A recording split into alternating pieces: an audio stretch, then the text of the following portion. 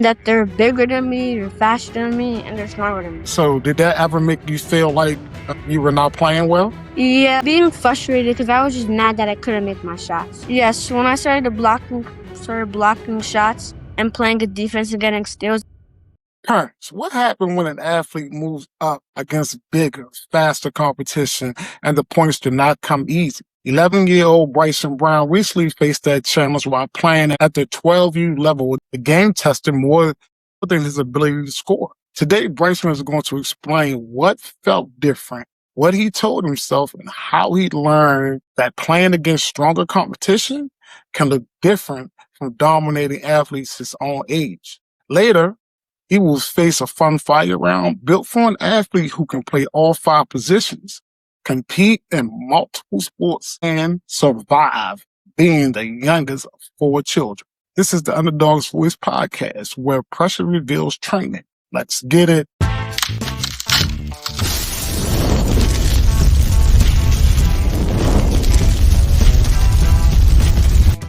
Bryson, my man, what's going on? What's up? How you doing today? Good. Good. Before we talk about basketball and the game, I want people to meet the person behind the athlete. You're the youngest of 4 children. What is the best and funniest part of being the youngest? The best part about being the youngest is probably getting spoiled the most. And the funniest part is getting teased by all my older siblings. What? Hey, don't look. I was the youngest too, so don't even worry about it. My sisters and my brothers broke all my toys, so, and they tried to tease me, but they couldn't do it. They couldn't do it. I was too smart for them. All right, so you play basketball, flag football, and you also enjoy swimming. Which activities let you have the most fun without thinking about the results? Flag football because I really just love to catch the ball and run. Oh, okay, and that'll get it. All right, so basketball has been a part of your life for a very long time, but you have continued taking on more difficult levels of competition. So what is your earliest memory of realizing you love basketball? My earliest memory is when me and my older brother used to play basketball outside on our mini hoop. I used to play basketball outside where? On our mini hoop. On your mini hoop. How old were you when that started? I was a toddler, 2. 2 years old? You can remember that? Yes, I do. And I have videos. Okay, so you got the video. Mine was videotaping that. Yeah. All right. So you started in rec basketball though before moving into organized basketball at AAU, right? When did you realize you wanted to compete at a higher level? I really wanted to compete at a higher level when more coaches started to believe in me and see my real talent. Okay. You have played for several different teams, right? What have you learned from different teams and coaches that taught you? I learned from different teams and coaches to be more confident and be disciplined. Okay. So you can play all 5 positions? Yes, I can.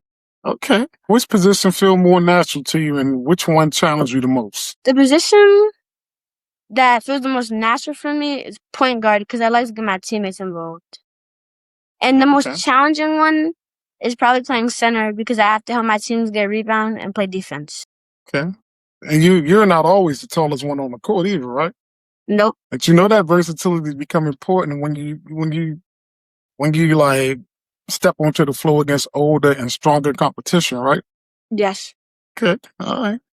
You recently played at the 12U level. What was the first thing that was going into your mind? Was it mostly nerves? Nah, I just knew I had to play my hardest. Okay. So once the game started, what immediately felt different from playing against athletes your age? That they're bigger than me, they're faster than me, and they're smarter than me. Okay. All right. Naturally, you say you didn't score normally like you do when you play at the 11U level, right? Yes. All right. So did that ever make you feel like you were not playing well? Yeah, but I started to realize that scoring wasn't the most important thing in basketball, and that I can get it back on defense and help my teammates get involved. That's great. I'm glad you realized that. So when the points were not coming as easy, what stopped you from forcing shots and becoming frustrated or checking out of the game? Being frustrated because I was just mad that I couldn't make my shots. Parents, when an athlete begins playing against stronger competition, the usual success marker may change. The athlete who normally scores a lot may suddenly have fewer points. The player who usually look physical, dominant may now face athletes who are taller, faster, and stronger. That doesn't automatically mean that the athlete is playing poorly or losing confidence. The better question is whether the athlete stays connected to the game. Are they defending, communicating, making the correct pass, listening to the coach, competing on the next possession? Strong competition should stretch the athlete. It should not make the athlete believe every possession has to prove that they belong. Parents can help by looking beyond the final point total and paying attention to how the athlete responds when a game no longer feels easy. Now, parents, if your athlete begins pressing, forcing the game, or judging their entire performance by points when the competition gets tougher, the free pressure pattern snapshot can help you identify what pressure may be revealing. The link is in the description. All right, buddy, Bryson, let's get back to you. Bryson, I want to stay with what you did once you realized the game was not going to be measured only by how many points you scored, right? So when did you realize defense could be one of the main ways you help your team in that game? I realized when my coach started to tell me what I have to do and what to do better on defense. Okay. You also created assists, like you said, and involved your teammates, like you said. What were you saying on the floor that helped you make those decisions? I was talking to my teammates, telling them to space out and be confident on their shot. Okay. What was your coaches asking you to do, and how did you respond to those instructions? Name some specific things that your coaches was asking you to do, and how did you handle those instructions? My coach was telling me to play defense, so I played defense the best I could. My coach told me to get to my shot. I tried to get to my shot as much as I could, and I tried to involve my teammates. So you say you tried to play the game correctly. What does playing the game correctly mean to you? When your shot's Playing the game correctly when my shot's not falling is helping my team out and being a team player. You kept telling yourself, right, you got this. When did you begin using that phrase, and what did it help you do next? I began using that phrase before every game, and it helps you be more confident in myself. Was there one player possession that gave you evidence that you could compete against the 12U level? Yes, when I started blocking shots and playing good defense and getting steals, I realized I could play at the 12U level. Okay, good. So the game also showed why being able to understand and play several positions matters. I mean, it helps you out at the next level, at the 12U level. How does playing multiple positions help you when you are facing athletes who are bigger or faster? It helps me get better at those positions also because they're bigger, stronger, and faster. People describe you as having a high basketball IQ. What does a smart basketball player notice that other players may miss? A smart basketball player might notice the open spots in the court that other players might not notice. Okay. Anything else? And the open shooter or the open shot. Okay. What responsibility do your coaches give you because they trust the way you understand the game? The responsibility my coach gives me is to be a point guard because they know how good of a team player I am, and also to play defense because they know how good at defense I am. You're also a person who's on a roll student and compete in more than one sport, right? So how do you balance school, basketball, other sports, family, and still find time to be a kid? Well, my mom helps me out most of the time, but I also have a schedule. Like, first, I get ready for school. After school, I have basketball practice. Then if I have any free time after basketball, I might go play with my friends. And what is one habit that helps you succeed both in school and in sports? One habit is listening and being humble. So, the next time you play against a 12U competition, what is one thing you want to do better? One thing I want to do better is make more of my shots. All right, so before we get to the fire round, I want you to reflect on what that experience taught you, okay? Give me a little bit more. Like, how did the game change the way you define whether you play well? The game taught me how to be humble, how to be confident in myself, and to always be disciplined. All right. What would you tell another 11-year-old who feels nervous about playing against bigger and faster athletes? I would tell him to be confident and try his hardest. Okay. So when the points aren't coming, what do you want to remind yourself to do next? When the points aren't coming, I always want to remind myself to get it back on defense. Okay. Okay. All right, my man. All right. Bryson, look, I appreciate how you explained that you stepped into a more difficult level of competition and had to find out how your game could still help the team when scoring did not come in as easy. So now we are changing the pressure. You play all 5 positions, compete in multiple sports, you earn principal honor roll, and survive being the youngest of 4. So this fun fire round is built specifically for you. All right, so it's going to be quick answers, no changes your answers either once the play is called, okay?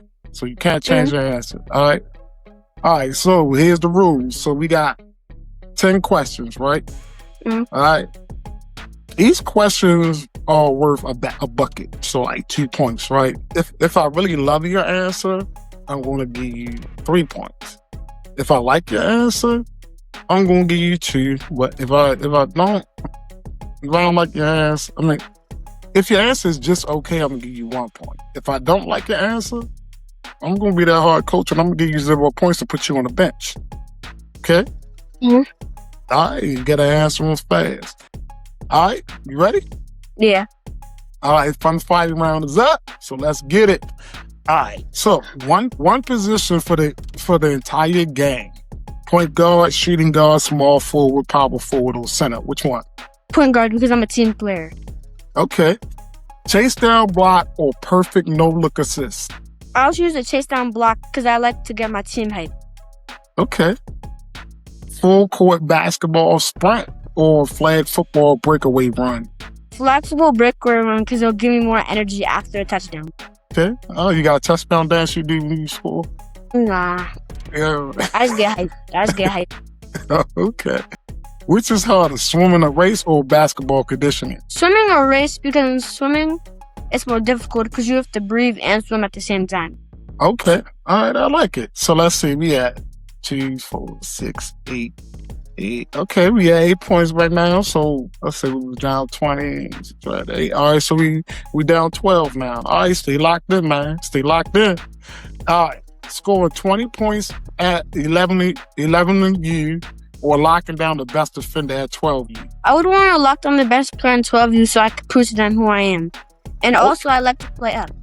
Okay, cool. See that? We got. I give you 3 points for that. So now we only down 9 points. I give you a 3. I give you a 3 for that. Okay.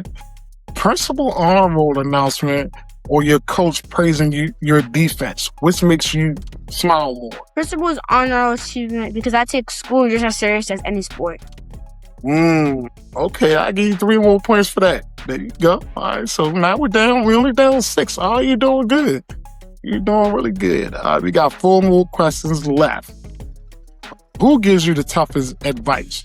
Your older brother or your older sisters? My older sisters, because they always be on my back and always tease me and just tell me to do the best I can. Okay. All right, so that's 2, so we're down 4.